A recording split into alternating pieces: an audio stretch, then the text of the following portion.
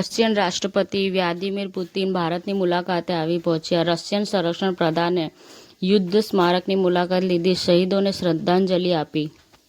મૌલાના અરશદ મદનીએ ફરી એકવાર તેમના નિવેદનો માટે સમાચારમાં છે.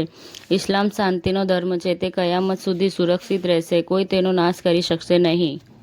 7મી ડિસેમ્બર 2025ના રોજ ફેલાઇન ક્લબ ઓફ ઇન્ડિયા દ્વારા અમદાવાદ, ગુજરાત ખાતે તેનો સૌથી મોટો કેટ ચેમ્પિયન શો 2025નું રજૂઆત. કંગનાએ મતદાર યાદી સુધારણા પર કેન્દ્ર સરકારને ધમકી આપવા બદલ મમતા બેનર્જીની ટીકા કરી.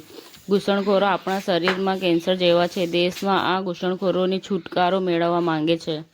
મુંબઈની ગ્લેની ગર્લ્સ હોસ્પિટલે ગુજરાતના દર્દીઓ માટે 165 સફળ લીવર ટ્રાન્સપ્લાન્ટ સર્જરી કરી કુલ 1000 સફળ લીવર ટ્રાન્સપ્લાન્ટનો માઇલસ્ટોન પ્રાપ્ત કર્યો.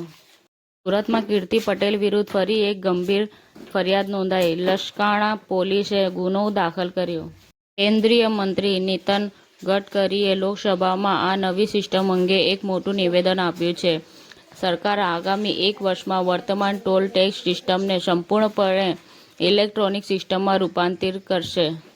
અમદાવાદ સાબરમતી યુનિવર્સિટી ખાતે એસએનવી ફિલ્મ્સ પ્રોડક્શન હાઉસ પ્રસ્તુત આઇકોનિક ગુજરાત 2025 ફેશન શોનું ભવ્ય આયોજન કરવામાં આવ્યું હતું. અમદાવાદ થલતેજ પીવીઆર ખાતે ગુજરાતી ફિલ્મ આવવા દેનું પ્રીમિયર યોજાયું. અમદાવાદમાં પાટીદાર યુવકે કરી પિતાની હત્યા. ગુજરાતી સમાજમાં શોકની લાગણી ફેલાઈ. સમાચાર ટુડે ન્યૂઝ ચેનલની ટીમ અને જે સત્ય છે તે જ બતાવશે. આપ જોતા રહો સમાચાર ટુડે ન્યૂઝ ચેનલ.